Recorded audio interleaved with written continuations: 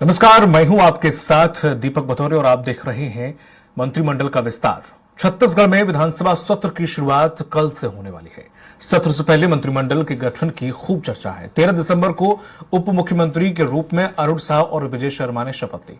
अब अन्य 10 मंत्री कौन होंगे, इस पर सबकी नजर टिकी हुई है। बताया जा रहा है कि दिल्ली में 10 मंत्रियों के 4 फॉर्मूले तैयार किए गए हैं। पहला, हर लोकसभा के कम से कम एक मंत्री होना चाहिए। दूसरा, 10 मंत्रियों में से 3 सामान्य, 3 ओबीसी, 3 आदिवासी और 1 अनुसूचित जाति का होगा। तीसरा है कि हर संभाग से कम 2 मंत्री जरूर होंगे। चौथा फॉर्मूला मंत्रिमंडल में 4 पुराने और 6 नए चेहरों को मौका देने का है। हालांकि इसी में पेच फंसने की बात कही जा रही है। रविवार को मुख्यमंत्री विष्णुदेव साय ने मंत्रिमंडल को लेकर केंद्रीय गृह मंत्री जेपी नड्डा, ओम माथुर से चर्चा की है। इधर मुख्यमंत्री विष्णुदेव साय ने मंत्रिमंडल में नए और पुराने चेहरे के होने की बात कही है।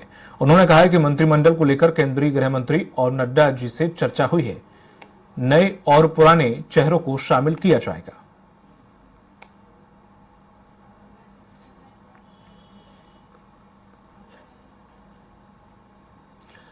आपको बता दें कि विष्णुदेव साय ने बताया कि गृह मंत्री अमित शाह और भाजपा के राष्ट्रीय अध्यक्ष जेपी नड्डा से मुलाकात हुई है और जिस तरह से तैयारियां चल रही हैं, ये कहा जा रहा है कि हो सकता है कि कल जो मंत्रिमंडल है वो शपथ ग्रहण करे। लेकिन अब ये कयास लगाए जा रहे हैं कि आखिर इसमें कौन कौन से नाम शामिल होंगे, क्योंकि जिस तरह से मुख्यमंत्री और उप मुख्यमंत्रियों के नाम तय हुए या रखे गए, उसने सभी को चौंका दिया। अब यही चौंकाने वाली लिस्ट मंत्रिमंडल में भी देखने को मिल सकती है। और इसी पर ज्यादा चर्चा के लिए मौजूद हैं बीजेपी के प्रवक्ता हैं के.एस. चौहान। के.एस. चौहान जी, आपका बहुत बहुत स्वागत है स्वराज एक्सप्रेस में। कांग्रेस प्रवक्ता हैं रूपेश दुबे। रूपेश जी, आपका भी बहुत बहुत स्वागत है। चौहान साहब, जिस तरह से देखा जाए, कल तैयारियां जिस तरह से चल रही हैं, कहा यह जा रहा है कि हो सकता है कि कल जो मंत्रिमंडल है वो शपथ ग्रहण करे, लेकिन अभी तक ऑफिशियली कोई भी जानकारी साझा नहीं की गई है। इसके पीछे क्या कारण है कि अब तक ये क्लियर नहीं किया गया कि कल मंत्रिमंडल शपथ ग्रहण करेगा? ऐसी कौन सा लिस्ट है जो तैयार की गई है जो कि साझा अब तक नहीं की जा रही है? देखिए, एक बड़े बुजुर्गों का बहुत बेहतरीन कहावत है, पहले सोचो फिर बोलो। पहले बोलो, उसके बाद सोचना मत पड़े कि आपने क्या बोल दिया। दूसरी बात यह है दीपक जी, सबसे मेन बात यह है कि भारतीय जनता पार्टी के लिए मंत्रिमंडल का विस्तार जो है वो एक प्रक्रिया है, वो लक्ष्य नहीं। लक्ष्य क्या है? लक्ष्य ये है कि जो मोदी जी की गारंटी है उसको आत्मसात करना, उसे पूरा करना। जिस मोदी जी की गारंटी के विश्वास से, जिस मोदी जी की गारंटी के ऊपर भरोसा करके छत्तीसगढ़ की जनता ने आशीर्वाद दिया है भारतीय जनता पार्टी को, वो किसी नाम के लिए आशीर्वाद नहीं दिया, वो काम के ऊपर आशीर्वाद दिया है। तो काम के प्रति जो चीजें सटीक और सही बैठेंगी और जो अच्छा होगा उसी को वो पूरा किया जाएगा और जल्दी से जल्दी पूरा किया जाए, ये हमारा लक्ष्य है। मेन बात यही है और कोई दूसरी बात है नहीं। दूसरी बात ये इस बात की अनुमान है कि किसी भी जो परिवार होता है, समाज होता है, या किसी कोई दल होता है, या प्रदेश होता है, या देश होता है, उसमें 2 ई की जरूरत होती है। 2 ई वो होती है जो एक एक्सपीरियंस होती है और ई फॉर एनर्जी होती है। ये दोनों ई की जरूरत है, जिससे 2 पी निकलती है। एनर्जी से निकलता है पैशन और जो एक्सपीरियंस है उससे निकलता है पेशेंस। तो ये दोनों चीजों की जरूरत है छत्तीसगढ़ को चलाने के लिए। उसके लिए 2 टी की भी जरूरत होती है। उससे 2 टी निकलती है, वो एक होता है ट्रेडिशन और दूसरा होता है टेक्निक्स। ये दोनों टी की भी जरूरत है और उससे भारतीय जनता पार्टी 2 सी करेगी। एक तो अपना कमिटमेंट पूरा करेगी और दूसरा उसको कंटिन्यूटी में रखेगी। और 2 सी बिल्कुल नहीं करेगी, जो कि कमीशन पुरानी सरकार को हमने देखा, और उसके बाद दूसरा सी हमने देखा करप्शन, इससे दूर रहेगी और इस हिसाब से पूरे अपने सुचारू रूप से काम करेगी, जो कि छत्तीसगढ़ की जनता के लिए हित में होगा, जो कि छत्तीसगढ़ की जनता के लिए विकास के लिए होगा वही काम करने वाली है भारतीय जनता पार्टी। ठीक है रूपेश जी, जिस तरह से चौहान साहब मुझे ऐसा लगता है फिजिक्स के प्रोफेसर है या तैयारी करके आए हैं, 2 पीपी 2 टीटी 2 सीसी करके जो उन्होंने परिभाषा दी है, संज्ञा दी है, जिस तरह से समझाने की कोशिश की है, उस तरह से कांग्रेस इससे कितना इत्तेफाक लगती है। हालांकि आप लोग ये लगातार आरोप लगाते रहे हैं कि उनके अंदर समझ से नहीं बैठ रहा है, इसलिए हर चीज में देरी हो रही है। दिलीप जी नमस्कार जी देखिए, छत्तीसगढ़ में अप्रत्याशित परिणाम आने के बाद भाजपा जो जिस उहापोह की स्थिति में है, उससे पहले छत्तीसगढ़ में नेतृत्व नहीं था। उसके बाद इन्हें मुख्यमंत्री चयन करने के लिए, एक मुख्यमंत्री चयन करने के लिए 3 पर्यवेक्षक और 7 दिन लगे हैं। तो निश्चित रूप से इनको 10 मंत्री चयन करने के लिए कितने पर्यवेक्षक लगेंगे, कितने दिन लगेंगे, ये छत्तीसगढ़ की जनता चिंतित है। जिस प्रकार से छत्तीसगढ़ में जब कांग्रेस की सरकार आई थी, मुख्यमंत्री भूपेश बघेल जी, टीएस सिंहदेव जी और ताम्रध्वज साहू जी, अच्छा, तीनों मंत्रिमंडल के रूप में कैबिनेट की बैठक लेकर के उन्होंने निर्णय लेना प्रारंभ कर दिया था। और अभी इनके पास भी स्थिति वैसी है। आदरणीय साहू जी, विजय शर्मा जी के साथ विष्णुदेव साय जी को तत्काल जनहित के निर्णय लेने चाहिए। मोदी की गारंटी की बात कर रहे हैं, मोदी की गारंटी तो पहले ही योजना में ही फेल हो गई है। 18 लाख परिवार के नाम से ये प्रोपोगंडा कर रहे हैं। आंदोलन करते थे 16 लाख के नाम से। किसान आज भी 21 क्विंटल प्रति एकड़ धान बेचने के लिए समय का इंतजार कर रहे हैं, कब आदेश होगा, कब हम अपना 21 क्विंटल धान बेच पाएंगे। बड़ी मुश्किल से आज विष्णुदेव साय जी बोले हैं। देखिए, इनका मुख्यमंत्री का निर्णय भी ऊपर से आया था और अभी भी इनके मंत्रिमंडल का भी निर्णय ऊपर से आएगा।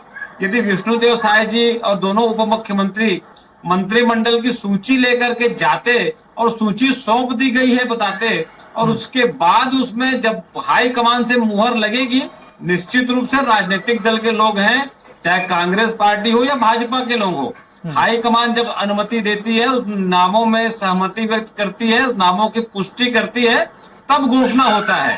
पर रूपेश जी कहते हैं भाजपा लगातार कांग्रेस पर आरोप लगाते रही है। आज उससे बदतर स्थिति भाजपा की हो गई है। इनके केंद्रीय मंत्री, शीर्ष नेतृत्व जो है भाजपा के केंद्रीय शीर्ष नेतृत्व है, वो 10 नामों को तय नहीं कर पा रहे हैं, जिसके कारण छत्तीसगढ़ में विकास की धारा निश्चित रूप से रुकेगी और मोदी की गारंटी की धज्जी उड़ेगी। ये सवाल है आपसे, खुद चाह रही है। रूपेश जी, कुछ सवाल है आपसे। जैसे कि आपने कहा कि देरी, आप तो शायद अगर मैं सही हूं तो प्रत्याशी चयन करने में काफी देर कर दिए थे। वो तो चलो मुख्यमंत्री और मंत्री चयन करने में, आप तो प्रतिनिधि चयन करने में भी, प्रत्याशी कौन होगा उसमें भी काफी वक्त लगा दिए थे, अगर मैं सही हूं तो। बहुत बेहतरीन। और दूसरी चीज में सर, एक चीज और, जैसे कि आपने कहा कि वो पूरे केंद्रीय नेतृत्व पर डिपेंड है।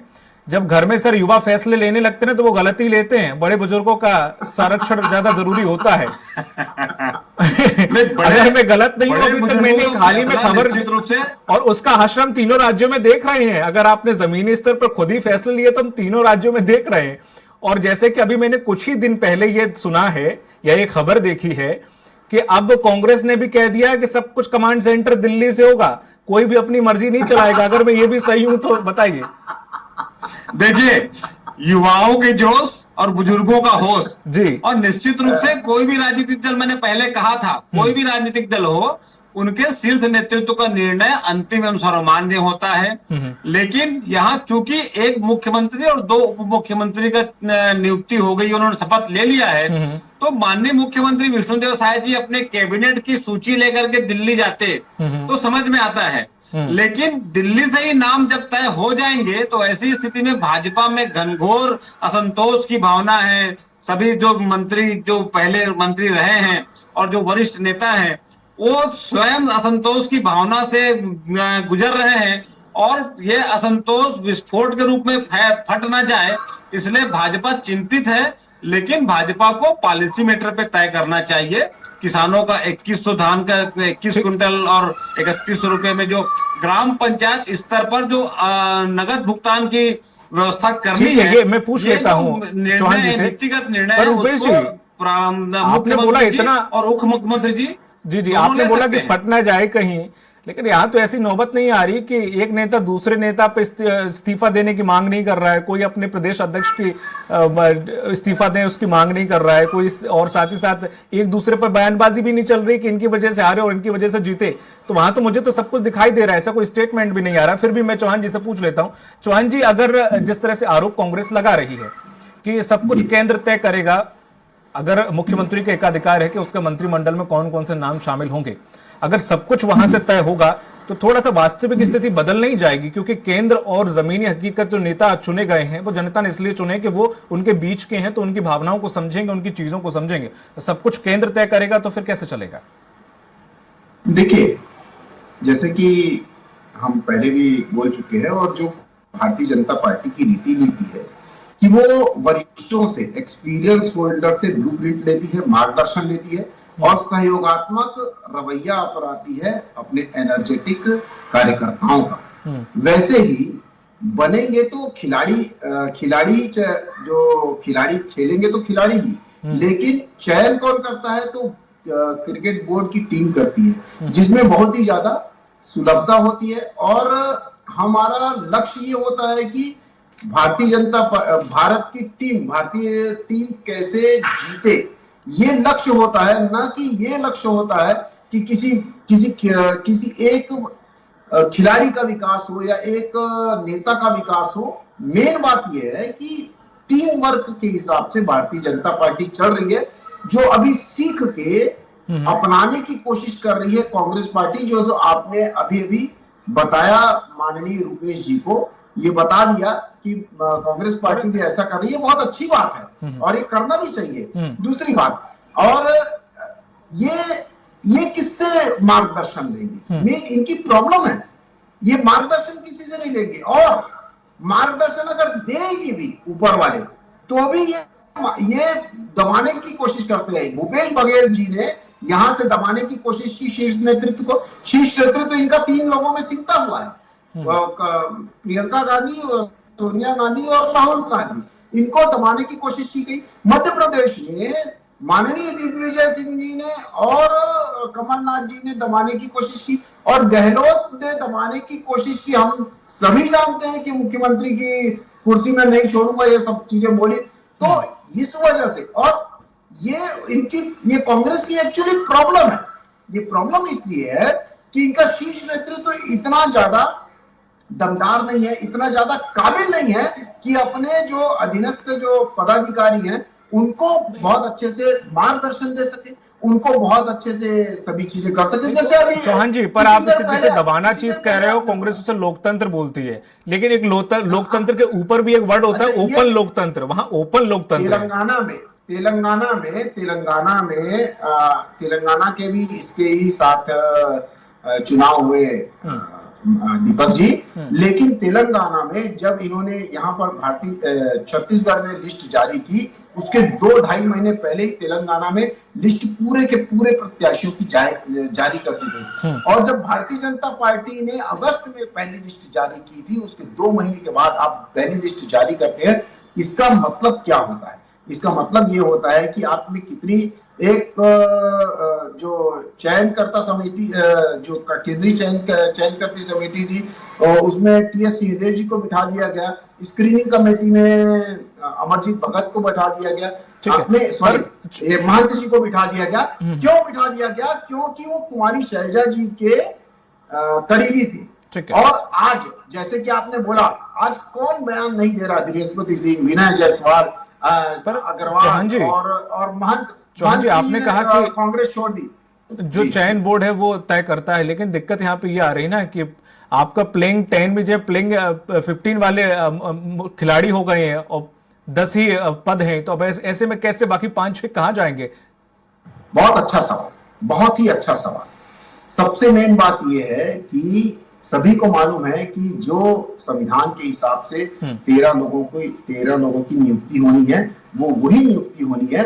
और भारतीय जनता पार्टी में ये कभी नहीं देखा जाता है कि आप मेरे को एक भी स्टेट ऐसा बता दीजिए कि अगर मंत्रिमंडल का विस्तार हुआ है और मंत्रिमंडल के विस्तार के बाद तुरंत लोग ना एक दूसरे के ऊपर छीटाकशी करने लग गए, एक दूसरे के ऊपर तहमत लगाने लग गए, एक दूसरे के वो पार्टी छोड़ने लग गए। भले हम हारे, हम कर्नाटक हारे, लेकिन आज तक की कहीं भी किसी भी पदाधिकारी के ऊपर कोई बयान नहीं आया। यहाँ पर तो अपनी प्रभारी को हीरोइन बोला जाता है, यहाँ पर तो अपनी प्रभारी को बिकी हुई कहा जाता है, ये शब्द दिया जाता है। यहाँ तो अपने सह प्रभारी को आपने 700 रुपए दिए ऐसा बोला जाता है। यहाँ तो आप अपने भूपेश बघेल को नहीं छोड़ते हैं। ये यहाँ पर तो ये स्थिति है। ये स्थिति दूसरे प्रदेश में कांग्रेस कमेटी में भी नहीं दिखती है।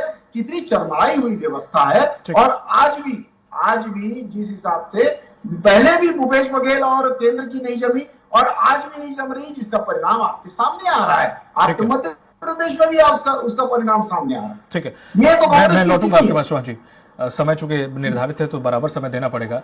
रूपेश जी, जिस तरह से वो कह रहे हैं उनके मंत्रिमंडल में कौन कौन से नाम शामिल होंगे, ठीक है वो 10 नाम शामिल कर लें, बाकी 5 को उनके में ये आदत है कि वो मैनेज कर लेते हैं, क्योंकि वो तो एक एक शब्द भी मुंह पे रखते हैं तो वही उनका विधायक बोलता है, वही उनका प्रतिनिधि बोलता है, उसके ज्यादा एक शब्द भी आगे पीछे नहीं बोलते हैं। सवाल खड़ा होता है कि आपके आगे अब 5 साल का एक वीरान सा रास्ता है जिसे आपको पार करना है और अपनी उपलब्धि भी दिखानी है, विपक्ष में रहकर भूमिका निभानी है, और लोकसभा चुनाव नजदीक है, और यहां पर भी अगर आप फ्लॉप साबित होते हैं तो जाहिर सी बात है बहुत संकट पैदा हो जाएगा आने वाले 5 सालों में। तो वो तो चलो ठीक है, वो आज नहीं कल कवायद करके अपने सब सही कर लेंगे, लेकिन सवाल ये खड़ा होता है कि आप में जो सीएम भूपेश बघेल का एक हमेशा शब्द है जो उनके मुंह पर रहता है, सर फटोबल, वो इस्तेमाल करते हैं, तो ये स्थिति आपके अंदर बन गई है। कैसे लोकसभा चुनाव के नजदीक होने पर कैसे इसको संभालेंगे? कोई संभालने वाला दिख ही नहीं रहा है। दिलीप जी, कांग्रेस में सर फटोबल स्थिति नहीं है।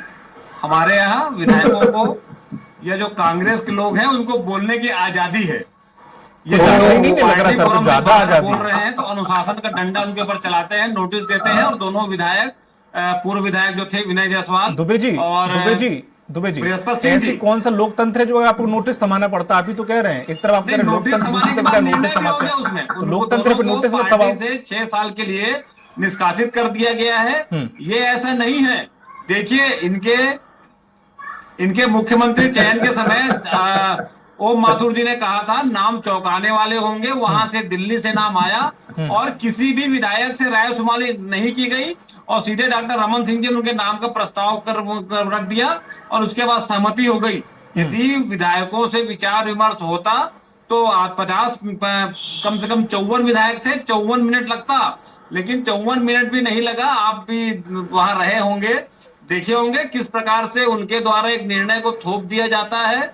और चूंकि उनका पार्टी का मामला है, लेकिन उनके यहाँ लोकतंत्र नहीं है। रूपेश जी, और हमारे जो विधायक, रूपेश जी, गैंग और बटालियन में यही फर्क होता है सर। वो एक डिसिप्लिन में चलते हैं और उनका कोई आका नहीं होता, सब अपनी मर्जी का करते हैं, यही फर्क होता है सर। अभी से अगर से आप डिसिप्लिन का डिसिप्लिन का नाम दे सकते हैं। पूर्व विधायक लोगों की मन की मनसा रही है तो शीर्ष नेतृत्व के पास गए हैं, आदरणीय वेणुगोपाल जी से चर्चा हुई है और उनके मन की जो शंका समाधान उनको कर दिया जाएगा।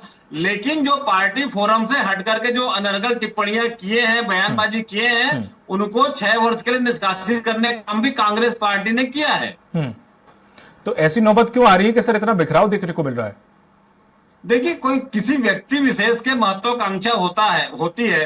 कोई व्यक्ति विशेष है, कोई अनर्गल टिप्पणी कर देती है पार्टी लाइन से बाहर हटके, तो उसके लिए पार्टी का अनुशासन है और किसी भी व्यक्ति को उसके महत्वाकांक्षी के चलते यदि कोई टिप्पणी करता है तो निश्चित रूप से पार्टी उस बात को संज्ञान में लेती है और कार्रवाई करती है, जो विनय जायसवाल जी और बृहस्पति सिंह जी के साथ हुआ है। और जो कुछ नेता कुछ कह रहे हैं कि मेरी जिम्मेदारी है, मैं इस्तीफा दे रहा हूं, तो ये भी तो देखने को मिल रहा है। जब अभी संगठन को एकजुट होने की जरूरत है, तब ऐसे में इस्तीफे का दौर, कोई आरोप दूसरे पे लगा के इस्तीफा दे रहा है तो कोई खुद पे आरोप लगा के शायद मैं हूं इसका जिम्मेदार तो इस्तीफा दे रहा है।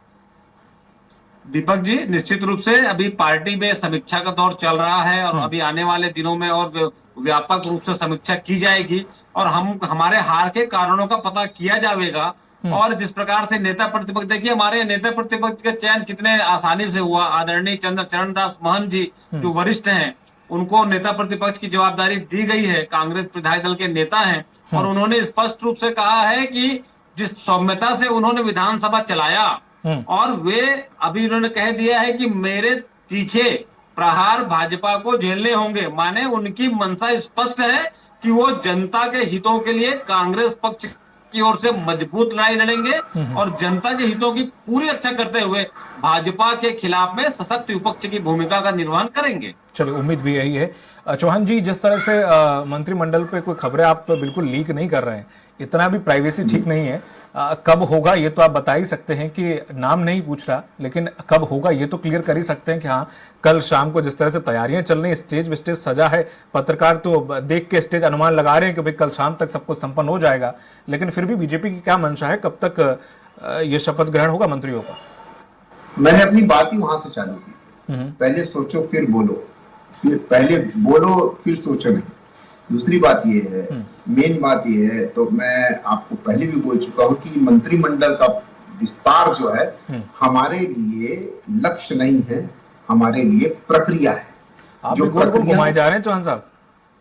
हाँ, गोल गोल घुमाए जा रहे हैं, आप भी क्लियर ट्रैक पे आ नहीं रहे। सुनिए सुनिए सुनिए सुनिए, सबसे मेन बात यह है कि सबका साथ, सबका विकास, सबका विश्वास और सबका प्रयास, ये आपको पूरे मंत्रिमंडल देखने में मिलेगा।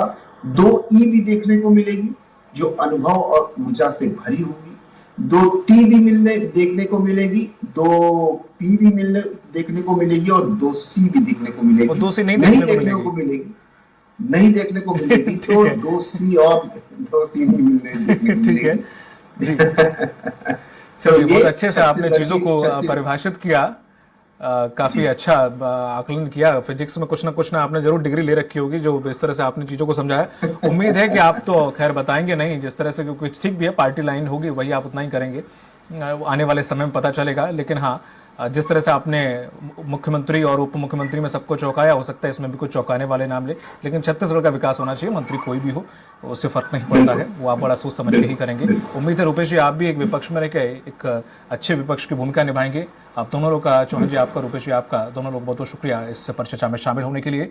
तो जिस तरह से देखा जाए, मध्य प्रदेश के अलावा अब कांग्रेस में भी मंत्रिमंडल में आखिर कौन कौन नाम शामिल होंगे, इस पर पर्दा शायद हो सकता है कि कल शाम तक उठ जाए।